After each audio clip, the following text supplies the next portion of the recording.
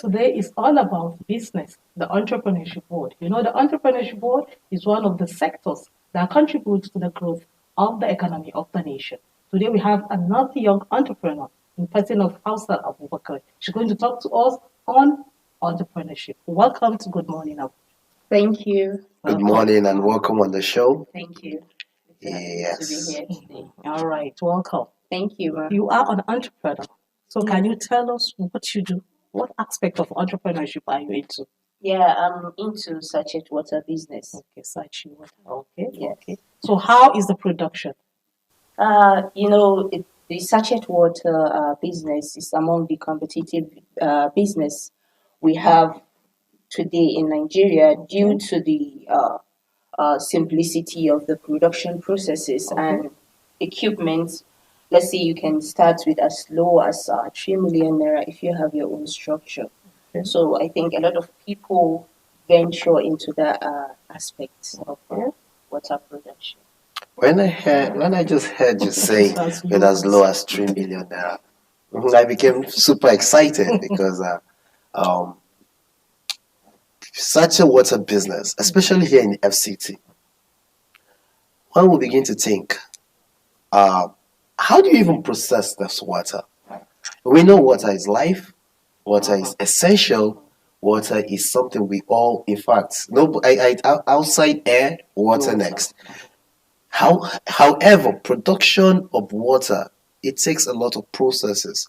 And given the regulations around water for sanitary purposes and hygienic purposes, one would think 3 million is that realistic? I'm speaking actually based on the years I started. Okay. Because I started back when I think dollar was around 200 naira. Wow. So compared compared to to now? Okay. now, So we're talking almost we're 20 talking about million. 20 million now. To Let's put it to start. Wow. If really you want to give the quality needed, because some of the machines that you need to put in place, the treatment plants and the RO, that is the reverse osmosis machine, even that one, if you are trying to get it, is worth almost 2.5 million as we speak now. So I started seeing that based on when I started and a lot of people that joined during that period. So that was why I said as low as 3 billion naira. All right. Exactly. So if you want to start this business now, what equipment do you need to put in place? Actually, like I said, you must have a good structure. You have to have the water tanks that are available. Usually, you have to have the UV light, the treatment plant, reverse osmosis machine, the automatic sealing machine, the ultraviolet rays, ozone. How will I put it? Ozone machine. Uh, so you need trucks that will convey the product after being after the production. You need staff and you need among others. And one important thing is you have to know the target market, because I can come to the central area and say I want to venture into pure sachet water business, because if you notice, a lot of people staying in the central area deal with only bottled water. So you have to look at the community first. You have to look at the target market and why are you bringing that product into that market. You have to provide a solution to something. Maybe you want to provide a service to the community through providing job opportunities to youth living in that community, through providing safe and clean water. So I think by doing that, you're providing addressing vital needs of the community and thereby contributing to the public health. I see there's a lot, and you're really passionate about the thing, this thing you're doing. For you, it's multifaceted. It's not just about bringing life to people, which water is about, but it's also about empowering people, being a major contributor to the personal hygiene of people, and all this is beautiful. Now, when we talk about sachet water, in the everyday palace, we refer to it as pure water. Yes, and in the past, this sachet water started from back then. I remember from as way back as 1994, 95, 96, 97, 8. It used to be what we call pure water, where they tie it in leather. Okay, that's okay. Yes, Okay, yes, then yes, you yes. just Get it from fetch the it from the tap. tap Mhm, and tie tie it in and leather and put it in the fridge or fridge it. something, or put ice block on it and sell it at traffic junctions. And then now we have it properly packaged with branding, with colors, with all of that, bearing the name Sachet Water. My what I'm driving at now is that the transformation, the transition that it has gone through, and now it is almost unaffordable water. That is it. It's affordable for Yes. everyone. Back then it started at 5 naira, 10 naira. I think now it's about 2 for 50 naira. So let's look at the business side. Why is this increase? Why is happening? You Sudden know, increase. everyone knows how the business world is. Yes. Overall, the economy now, you can see that things, we have high inflation rates of everything, because you see these raw materials we use for the business, especially the plain nylon. Most of these nylon are being imported. And Okay. looking at the dollar rate as at now, you find out that a lot of businesses are not smiling. Most of businesses keep striving to see that they have, what will I say, keep the quality of that product, so that they will be able to serve that purpose and provide good quality drinking water to the masses out there. If we are going by what we usually sell before, like you said, 5 naira, and now the water is being sold at like 2 for 15 naira, I don't think we will be able to give a good quality and hygienic water to the masses. Even we, it's not our doing, but these are some of the market fluctuations that we get in business and as entrepreneurs. And sometimes you might import the plain nylon that you want to use at a certain rate. Before a month, it will shoot to times four of what you bought it. So, and you begin to think, even we face a lot of challenges. You begin to think of today, this month, I was able to buy it at this rate, and the following month, it's like triple or four times what I buy it. Do you think we are going to increase the price to four times or three times what we buy it? We can't keep increasing prices every month. So sometimes we entrepreneurs, we try as much as we could when pricing our products. We try to see, even if we can have market fluctuations of some challenges along the way, we try as much as we could to see how we can handle and, how will I put it, and address that issue before presenting it to the final consumer at an affordable price. So, Okay. so that is how it is. It's not our doing. We That's wish we can sell it for 3 naira 3 naira. if we can have cheap raw materials. Now talking sorry, I mean I know you're itching to ask a question, but let me just follow up on this. Sometime back, I think during the COVID era, there was a time that was the first hike in the price of pure water or sachet water. And then all of a sudden, there was even a time that I said sachet water sellers or producers were going on strike because of the high cost of Raw material. yes. Now this is thinking solution now. Is there at any point where this association of sachet water producers, because I want to believe there's one. Yes. Okay. Is there a time you now come together to say, okay, how about, or is it not possible that we produce these things you export locally? Even when we think of about that, I think that one too is in view. Is part of the association's objective. But something that we haven't started very early to implement. Let me put it that way. It's one of the challenges we face here in Nigeria, implementation. But and it's not as if we don't have these companies that produce these raw materials. We have some companies in Lagos that Okay. do give us these raw materials that we work with.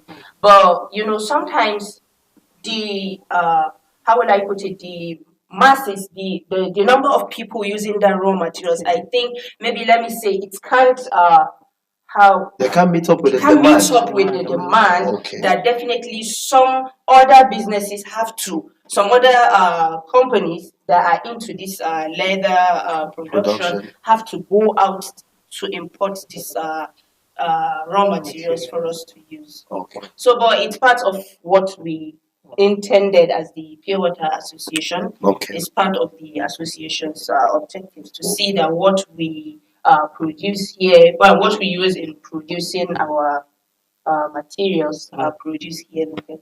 Okay.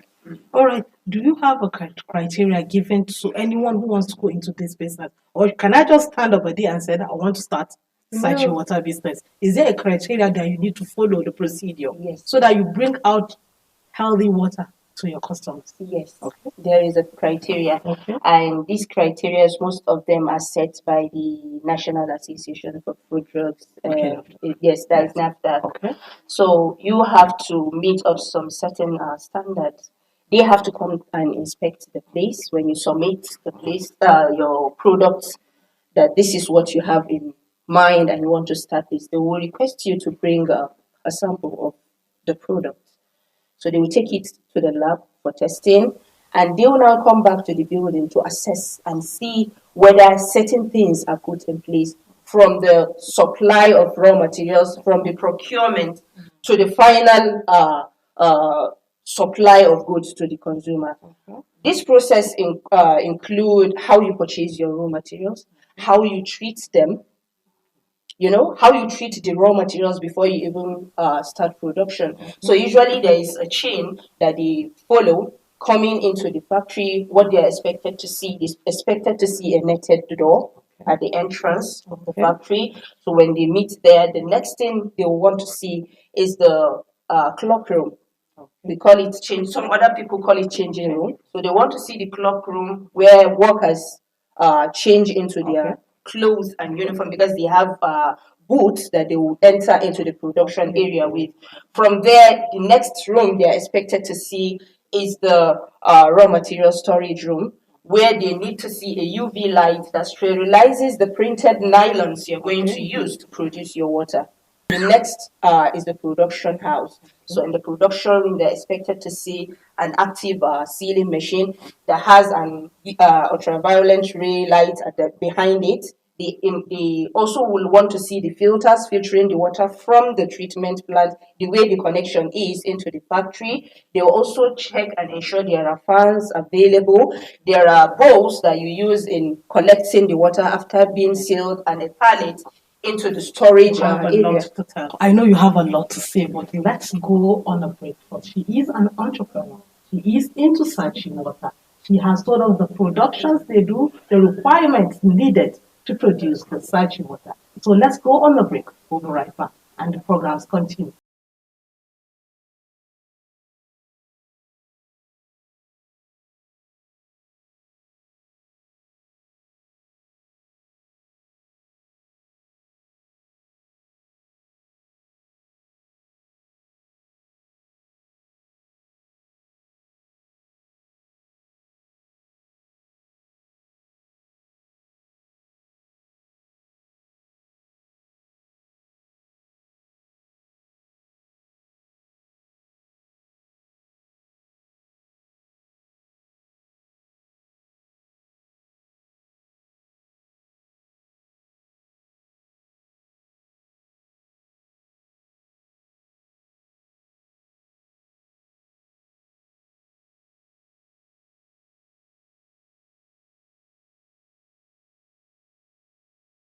Christmas. Happy Christmas, everybody.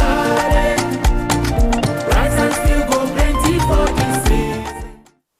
Welcome back from that break. Let's continue on the question. Calm down. Okay. Welcome back on that break. Let's continue on the discussion on the production of Saatchi water. Well, can you tell us the challenges you have in this business? Yeah, there is no business that doesn't have one or two challenges. And I believe in whatever you do in life, you should be ready to face challenges along the line.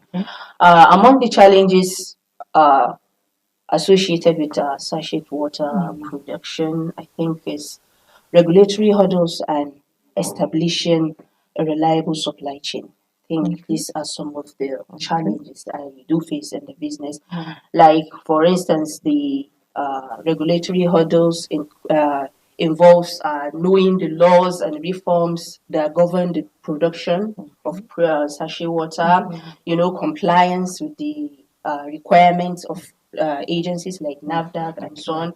When you are new to the business, it will be somehow difficult for you to know, okay, these are what I'm supposed to do, these are what I'm supposed to do, even though you seek advice from mentors before diving into the business.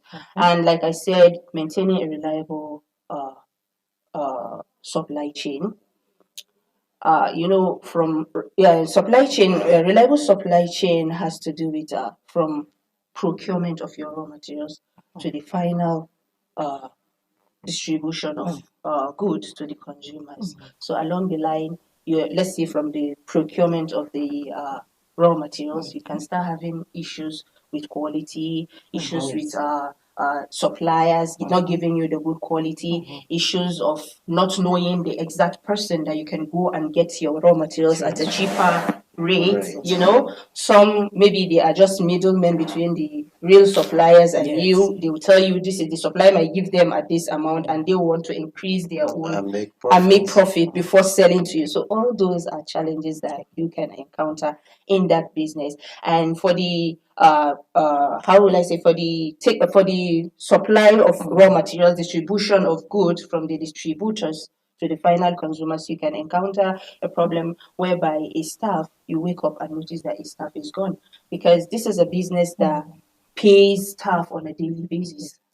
So when you feel, okay, I have been paid for the day and I have checked and seen something that is far better for me. Some people like jumping from one place to another. So you just wake up in a day and notice that his staff is nowhere to be found. So these are some of the challenges. Okay. Well, one final question before we call it a wrap on the interview. But and now I want to look at quality control.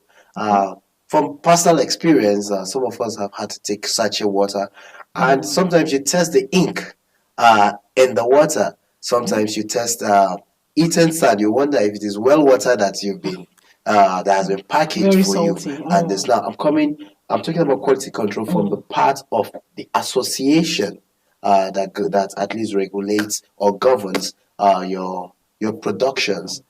Do you people check your co-colleagues to make sure that they're keeping to standard, they're keeping to the ethics, they're keeping to the professionalism that is required for hygienical purposes, so that instances of badly packaged water does not hit the market and the consumers? Yeah, actually, like you said, part of what the association do, the Association for Table Water Producers in Nigeria, part of what they do is to liaise with regulatory bodies like the NAFDAC to ensure that factories are being checked from time to time. Sometimes you receive an unexpected visit among us. Let's say we have members of ATWAP on, let's say, in Kubwa zone, those in Giri zone, those in Gwagwalada zone. There are certain teams and officials that usually go around to check ourselves. When we notice there is a certain water that is being in the market and it's not good, they try to go around to fish out those bad eggs, because in every business you have quack people going behind the doors to produce what is unhealthy. And I think that is why the association really emphasize on quality control.